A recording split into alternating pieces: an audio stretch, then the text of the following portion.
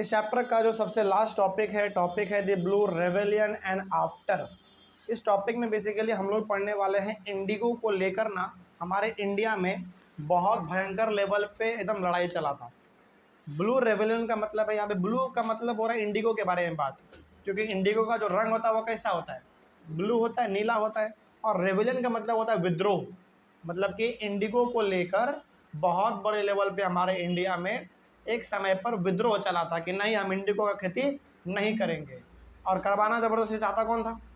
अंग्रेज। तो इस चीज़ को लेकर हमारे इंडिया में, और इंडिया में भी खास करके ध्यान रखिएगा, बंगाल, बिहार, इन सारे जगहों पर बहुत बड़े लेवल पे हम लोग विद्रोह किए थे।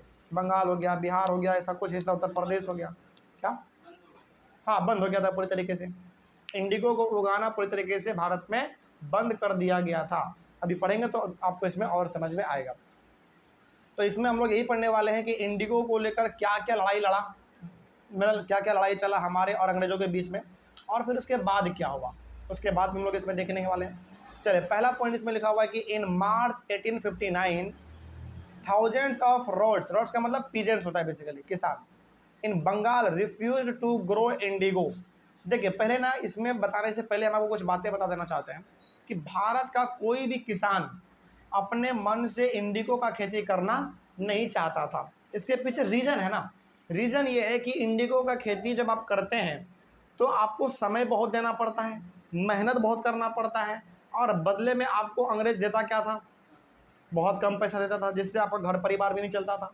तो ये हमारा पहला समस्या हो गया। दूसरा समस्या इसमें सबसे बड़ा ये था कि जिस ज़मीन पे इंडिगो उगता था वो ज़मीन फिर दूसरे चीज़ को उगाने लायक नहीं बचता था। तो कोई भी किसान अपने खेत पे इंडिगो उगाना नहीं चाहता था, लेकिन अंग्रेज बोलता था कि ज़बरदस्ती नहीं, उगाओ, खेती करो। तो इसी को लेकर हम लोग क्या करने वाले हैं? विद्रोह करने वाले हैं। और विद्रोह का मतलब लाइव पीठ में समझिएगा, विद्रोह का मतलब है एक तरीके का कि नहीं मानेंगे आपका बात, समझ रहे बात को, यही हमारा होता है। चलिए आगे बढ़ते हैं। तो बात है मार्च का और साल है 1859। इस दिन जब हजारों हजार किसान, बंगाल का बात हो रहा है, बंगाल में मार्च का महीना है और साल है आपका 1859, हजारों हजार किसानों ने एक साथ अंग्रेजों को बोल दिया कि हम आपके लिए अब इंडिगो का खेती नहीं करेंगे। सिंपल, ठीक है ना, क्योंकि अभी तक जो किसान है वो क्या हो चुके थे, अब तंग हो चुके थे पूरी तरीके से। ठीक है, आगे। As the rebellion spread, ryots refused to pay rents to the planters and attacked indigo factories with swords, spears, bows and arrows। जैसे जैसे ये मामला और आगे बढ़ता चला गया, मतलब कि बिहार हो गया, बंगाल हो गया, हर जगह पर किसानों ने मना कर दिया कि अब हम आपके लिए एक इंडिगो नहीं उगाएंगे। इसके साथ ही साथ लोगों ने रेंट देना बंद कर दिया। रेंट मतलब टैक्स देना भी अंग्रेजों को बंद कर दिया। मतलब कि अब लोगों को ये समझ में आ गया था कि नहीं, अब कुछ भी हम अंग्रेजों का साथ देने वाले हैं नहीं, पूरा बंद करो ये सब चीज़। तो जैसे जैसे ये विद्रोह फैलता चला गया, बिहार में फैला, बंगाल में फैला, बहुत आगे आगे जगहों पे फैलता चला गया, और लोगों ने गुस्से में इंडिगो के फैक्ट्री पे हमला कर दिया। और इंडिगो का फैक्ट्री कौन चलाता था?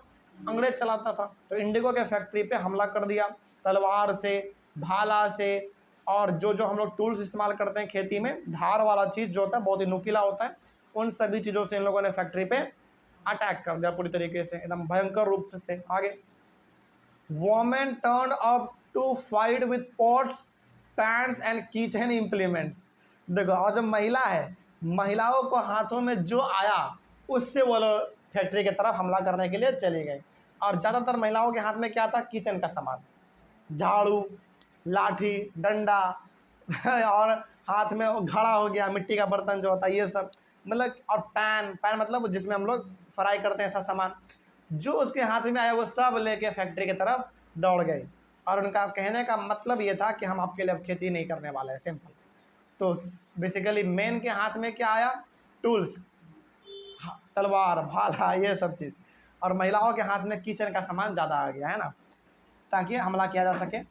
Those who worked for the planters were socially boycotted and the गोमास्ताज का मतलब क्या होता है? Agent of planters. मतलब कि जो अंग्रेजों का जो एजेंट होता था, जो लेबर को बुलाता था खेती, जैसे आपको क्या लगता है कि अंग्रेज घर घर आते थे बोलने के लिए कि तुम मेरे खेत में काम करने चलो? नहीं, अंग्रेज के नीचे एक हमारा ऑफिसर काम करता था, उसका नाम क्या था? गुमास्ता। नाम नहीं था बेसिकली, उसको कहा जाता है गुमास्ता। उस पोस्ट का नाम क्या था? गुमास्ता। तो गुमास्ता हो गया।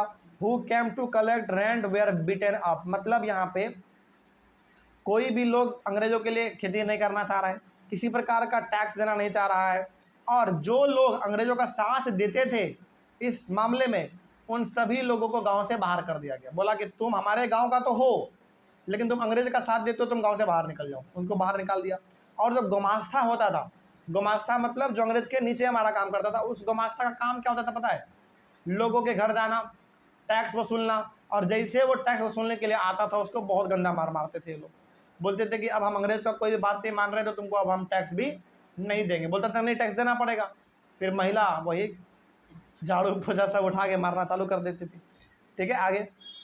Road swore they would no longer take advances to sow indigo for the planters nor be bullied by the planters लाठियल्स।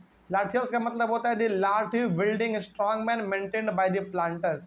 यानी कि अब गांव वालों ने साफ साफ ये कसम खा लिया था। शोर का मतलब होता है SWOR, इसका मतलब होता है कसम खाना। तो गांव वालों ने एकदम मतलब सारे किसान लोगों ने कसम खा लिया था कि अंग्रेजों से अब हम ना एडवांस लेंगे। एडवांस मतलब जो एडवांस देता था ना, खेती करो भाई, पैसा हम दे रहे हैं। बोला कि ना एडवांस लेंगे ना आपके लिए खेती करेंगे। और पहले के समय में मतलब कि जब अंग्रेज हमारे यहाँ पे थे, तो अंग्रेज के पीछे ना बड़े बड़े एकदम हट्टे कट्टे आदमी रहते थे, लाठी लेके खड़े। आपने मूवी में ये सब चीज़ देखा होगा। जो बड़ा सेठ होता है, जो पैसा वाला आदमी होता है, अपने पीछे 10-12 को आदमी बाउंसर रखता है लाठी लेकर। हालांकि अब समय बदल गया है, अब तो बंदूक ये सब लेकर रहते हैं। उस समय पे लाठी लेकर रहते थे। तो गांव वालों ने बोला कि हम उससे भी अब डरने वाले नहीं हैं, चाहे कोई भी आ जाए, सभी से हम लड़ने के लिए तैयार हैं। तो लाठियल्स का मतलब होता है वही एकदम बॉडी हट्टा कट्टा वाला आदमी जो होता है ना, पीछे बॉडीगार्ड की तरह काम करता है। हाँ, और यही लोग पहले मारते थे, पीटते थे लोगों को जो टैक्स नहीं देता था। अब लोगों ने कहा कि अब हम कुछ नहीं देंगे, तुम चाहे कितना भी मार लो। ठीक है, आगे। In 1859, the Indigo roads had the support of local zamindars and village headmen in their rebellion against the planters। और आम किसानों को अब जमींदार भी मदद करना चालू कर दिया, गांव का जो मुखिया था वो भी सब मदद करना चालू कर दिया, क्योंकि अंग्रेजों ने ना गांव के मुखिया को छोड़ा था, ना ही जमींदार को छोड़ा था। हर किसी को अंग्रेजों ने परेशान किया था। तो अब यहाँ पे जो जमींदार का भी गुस्सा है वो अंग्रेजों के प्रति निकल रहा है, फूट फूट के बाहर निकल रहा है, क्योंकि जमींदार को भी तो परेशान किया गया था अंग्रेजों के द्वारा। कैसे? उसके जमीन को लेकर, है ना। आगे। तो बेसिकली जो मामला था हमारा, जो लड़ाई झगड़ा था, ये बड़े लेवल पे फैल चुका था पूरी तरीके से। हर कोई आदमी अंग्रेजों के खिलाफ ही लड़ाई लड़ रहा था। आगे। In many villages headmen who had been forced by the planters to sign indigo contracts mobilised the indigo peasants and fought battles with the lathiyals. अब देखो, जिस हेडमैन को मतलब कि जो गांव का मुखिया था, उसको क्या किया जाता था? फोर्स किया जाता था ना कि तुम साइन करो, साइन करो, साइन करो। अब वही लोग अंग्रेज के खिलाफ लड़ाई लड़ रहा है, और बाकी लोगों को प्रोत्साहन भी कर रहा है, लोगों को मोटिवेट भी कर रहा है कि चलो अंग्रेजों के खिलाफ लड़ाई लड़ते हैं। और जो लाठियल से जो बॉडीगार्ड उसके पीछे रहते हैं, उनको भी हम लोग नहीं छोड़ेंगे अब, क्योंकि वही लोग सबसे ज़्यादा मारता था, पीटता था लोगों को। मतलब कहने का मोटा मोटे यहाँ पे यह है कि अब सब लोग हो चुके हैं जागरूक, सबको समझ में आ गया है कि अब अंग्रेजों के लिए काम नहीं करना है, सिंपल, चाहे कुछ भी हो जाए। In other places, zamindars were unhappy with the increasing power of the planters and angry at being forced by the planters to give them land on long leases। अब बहुत सारे जगह पर जो, हालांकि जमींदार तो जितने भी थे अलग से, चाहे वो बिहार का बात हो चाहे बंगाल का बात हो, जितने भी जमींदार थे सब अंग्रेजों के पावर से नाखुश थे, क्योंकि जमींदार के ज़मीन को ले लेता था अंग्रेज, और ज़मींदार को समय पर पैसा भी नहीं मिलता था। तो अंग्रेज मज़े में तो था, लेकिन ज़मींदार मज़े में नहीं था। उनको लगता था ज़मींदार को, यार ज़मीन तो मेरा ले रहे हो, लेकिन ज़मीन के बदले में जितना मेरा पैसा होना चाहिए तुम उतना नहीं दे रहे हो। तो सब कोई अंग्रेजों के खिलाफ था, अंग्रेजों से कोई भी खुश नहीं था। ठीक है, आगे। The Indigo peasants also imagined that the British government would support them in their struggle against the planters। When the news of the peasants' struggles against the planters spread, the lieutenant governor toured the region in the winter of 1859। मतलब कि मामला धीरे धीरे और बढ़ता चला गया। जो किसान इंडिगो उगाते थे अब वो भी अंग्रेजों का साथ नहीं दे रहे हैं, सब कोई उसके खिलाफ बात कर रहे हैं। अब जैसे जैसे ये मामला थोड़ा सा और फैला, अंग्रेज़ के एक बहुत ही बड़े ऑफिसर के पास ये बात गया। मतलब कि जैसे जैसे ये मामला फैला कि अब कोई भी आदमी इंडिगो नहीं उगाना चाहता है, तो ये बात चला गया लेफ्टिनेंट गवर्नर के पास चला गया, और उन्होंने खुद जाड़े के समय में, यानी कि जाड़े का महीना था, और खुद वो जाके गांव-गांव घूमते थे, चेक करते थे कि आखिर मामला क्या है, आखिर लोग ऐसा क्यों कर रहे हैं, इतने बड़े लेवल पे लोग बहिष्कार क्यों कर रहे हैं कि अब इंडिगो नहीं उगाएंगे हम। तो लेफ्टिनेंट गवर्नर जो था, अंग्रेज का जो बड़ा ऑफिसर था, उन्होंने भी इसको देखा कि आखिर ऐसा क्यों हो रहा है। खैर आगे देखते हैं। The road saw the lieutenant governor stood as a sign of government sympathy for their situations. अब लोगों को लग रहा था ना ऐसा, मतलब कि हम आम आदमी को लग रहा था कि अब अंग्रेजों को भी क्या आ रहा है, हम लोगों के ऊपर सिंपैथी आ रहा है, दया आ रहा है, क्योंकि इतने बड़े ऑफिसर यदि गांव-गांव घूम के देख रहा है कि आखिर ऐसा क्या बात है भाई, तो वैसी बात है, हम लोगों को क्या लगेगा, हम लोगों को लगेगा कि हाँ हमारे लिए कुछ बात करने के लिए आया है ये। ठीक है, आगे। इन Barasat, the magistrate Ashley Eden issued a notice stating that rights would not be forced to accept indigo contracts। चलिए, अब यहाँ पे हमारे पास एक सामने आदमी आते हैं, बहुत बड़े ऑफिसर अंग्रेज का, उनका नाम था Ashley Eden. Ashley Eden, ASHLEY, Ashley Eden. इन्होंने एक नोटिस निकाला। इन्होंने नोटिस में ये कहा कि कोई भी किसानों को ज़बरदस्ती फोर्स नहीं करना है अब इंडिगो उगाने के लिए। लेकिन पहले क्या किया जाता था, फोर्स किया जाता था, ज़बरदस्ती कि हमको उगाना ही पड़ेगा तुमको इंडिगो। लेकिन इन्होंने अपने नोटिस के थ्रू अंग्रेजों के ऑफिसर को ये कहा कि अब आप किसानों को फोर्स मत करना इंडिगो उगाने के लिए, उसका मन है तो वो उगाएंगे, मन नहीं है तो नहीं उगाएंगे, सिंपल।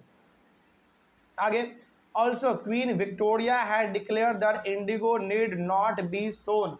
और यहाँ तक ये मामला चल गया, कहाँ तक, ब्रिटेन तक चला गया हमारा। वहाँ पे जो महारानी बैठी हुई थी क्वीन विक्टोरिया, उनको ये जब खबर पता चला तो उन्होंने भी आदेश दिया इंडिया के बड़े बड़े अंग्रेज के ऑफिसर को कि किसानों को उतना ज़बरदस्ती फोर्स नहीं किया जाए, उनका मन है तो वो इंडिगो उगाएंगे, मन नहीं है तो वो नहीं उगाएंगे। अब जब महारानी ही बोल दी है नहीं उगाने के लिए, फोर्स नहीं करने के लिए, तो क्या लगता है आपको कि कोई बोलता होगा उगाने के लिए? नहीं, बिल्कुल भी नहीं। आगे, worried by the rebellion, the government brought in the military to protect the planters and set up the Indigo Commission to inquire into the system of indigo production। मतलब कि अभी भी अंग्रेजों को खतरा ये था कि हम लोगों ने बहुत ही परेशान किया है किसानों को, हो सकता है कि किसान हमारे घरों के ऊपर हमला कर दे, हमारा जान ले ले। तो इन्होंने सपोर्ट लेना चाहा मिलिट्री का, यानी कि अपनी आर्मी का इन्होंने सपोर्ट लेना चाहा, और इन्होंने अपने आर्मी को कहा, यानी कि अंग्रेजों ने अपने आर्मी को कहा कि तुम लोग भाई तैयार रहना। एकदम बिल्कुल, क्योंकि कभी भी किसान क्या हो सकते हैं, आक्रामक हो सकते हैं और कभी भी हमारे ऊपर हमला कर सकते हैं। तो इस चीज़ को रोकने के लिए इन्होंने एक कमीशन निकाला, एक रिपोर्ट निकाला, उसका नाम पड़ा इंडिगो कमीशन। और इसके तहत ये देखा जाता था कि कौन से जगह पर कितना लाइव फीड चल रहा है, कौन से जगह पर कितना समस्या गंभीर है। तो इंडिगो कमीशन का काम क्या था, इंडिगो से रिलेटेड सारे जानकारी को इकट्ठा करना और देखना कि कहाँ पे क्या हो रहा है। The Indigo Commission held the planters guilty and criticized them for the wrong methods they used with the indigo cultivators। और इंडिगो कमीशन में भी यही पाया गया कि जो अंग्रेज काम कर रहे थे हमारे साथ, ज़बरदस्ती इंडिगो जो उगवा रहे थे वो क्या था, गलत था। मतलब सिंपल सा ये है कि ये जो इंडिगो ज़बरदस्ती उगाया जा रहा था, ये अंग्रेज के छोटे मोटे ऑफिसर के द्वारा उगाया जा रहा था। जो बड़े बड़े ऑफिसर थे वो तो साफ मना कर रहे थे कि नहीं उगाना है, सिंपल। समझते बात को?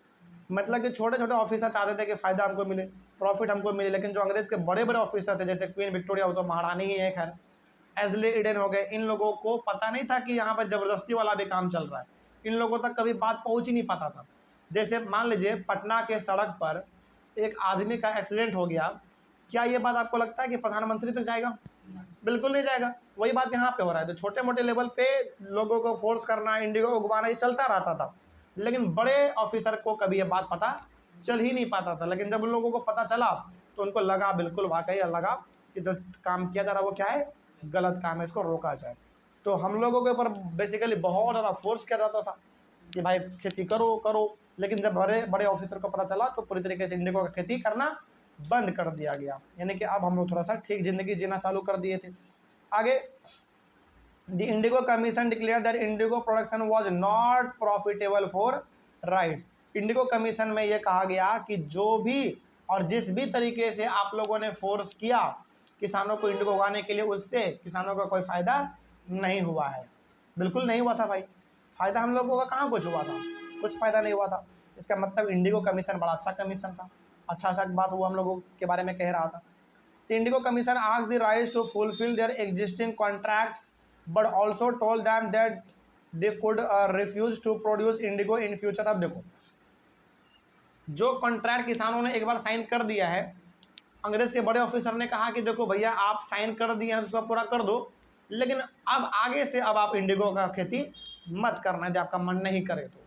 मतलब ये होगा कि यदि आप एग्रीमेंट पे साइन कर दिए हैं, पैसा ले लिए हैं, तो उसको कर दो, काम खत्म करके दे देना, लेकिन अगले बार से खेती मत करना। सही बात भी था। इसका सिंपल सा मतलब हो गया कि जो काम करने का पैसा आप ले चुके हैं वो काम कर दीजिए, बाद में मत करिएगा, आपको अच्छा नहीं लग रहा है तो। वही बात यहाँ पे था, तो अच्छा बात यहाँ पे हो रहा था। आगे, also the revolt Indigo after the revolt indigo production collapsed in Bengal, but the planters now shifted their operation to Bihar। लेकिन अब देखो यहाँ पे हुआ क्या, ये सारा का सारा मामला चल रहा था हमारे बंगाल में, मतलब बंगाल में ही यही से चीज़ चल रहा था कि अब खेती नहीं करना है, लोगों को कोई प्रॉफिट नहीं हुआ इससे, अंग्रेज का ऑफिसर बड़ा गलत काम कर रहे थे, ये सब चीज़ बंगाल में चल रहा था। तो बंगाल में जब कानून निकला कि अब कोई भी किसी को फोर्स नहीं करेगा, तो बंगाल में इंडिगो का खेती करना पूरी तरीके से बैन हो गया।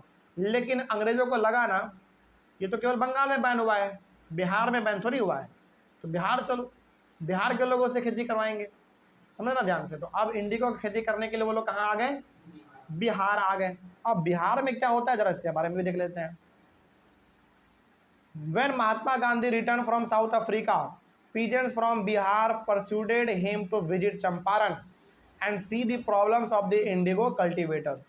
जब अंग्रेज के ऑफिसर बंगाल को छोड़कर बिहार आए खेती करवाने के लिए, तो यहाँ पे हम लोगों ने सबसे पहली बार पुकारा किसको, गांधी जी को। और गांधी जी उस समय पे साउथ अफ्रीका से अपना पूरा लॉ का पढ़ाई करके भारत आ चुके थे। और ध्यान रखिएगा, साउथ अफ्रीका गांधी जी गए थे लॉ का पढ़ाई पूरा करने के लिए, कंप्लीट करने के लिए गए थे वो। तो जब वो वहाँ से आए तो बहुत ही पढ़े लिखे आदमी थे, बड़ा नॉलेजेबल आदमी थे, पूरा उनको राजनीति का समझ था।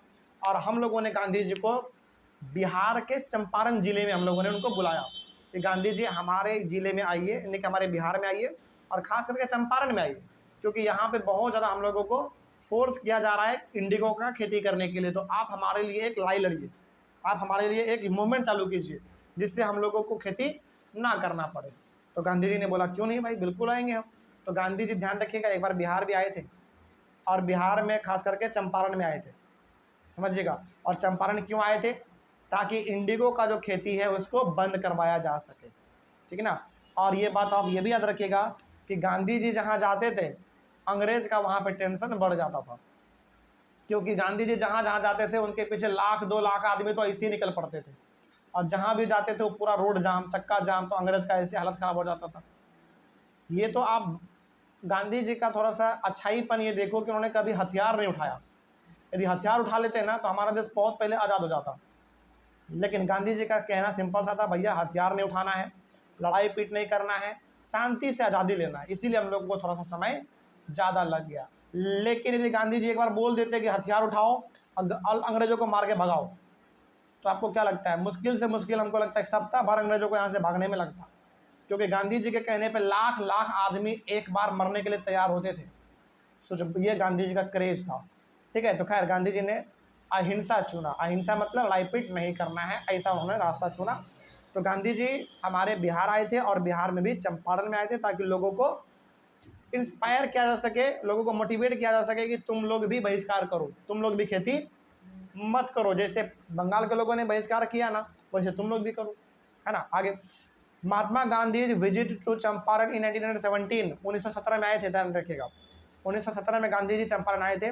Mark the beginning of the Champaran movement against the Indigo planters, यानी कि जो इंडिगो का खेती करवाते थे हम लोगों को बिहार में, और बिहार में भी खास करके चंपारण में, उनके खिलाफ गांधी जी ने पूरी तरीके से एक मूवमेंट ही छेड़ दिया था, मतलब एक आंदोलन छेड़ दिया था कि कोई भी आदमी अब इंडिगो का खेती मत करना, यदि तुमको अच्छा नहीं लग रहा है करना तो मत करना, सिंपल ये गांधी जी ने कह दिया। और इस तरीके से बिहार में भी इंडिगो का खेती करना पूरी तरीके से बंद हो गया। कुछ साल तक चला था, लेकिन फिर बाद में लोगों ने पूरी तरीके से बंद कर दिया। और आज उस समय जो बंद हुआ आज तक बंद ही है। आज तक आपको कहीं पे इंडिगो का खेती दिखता है क्या?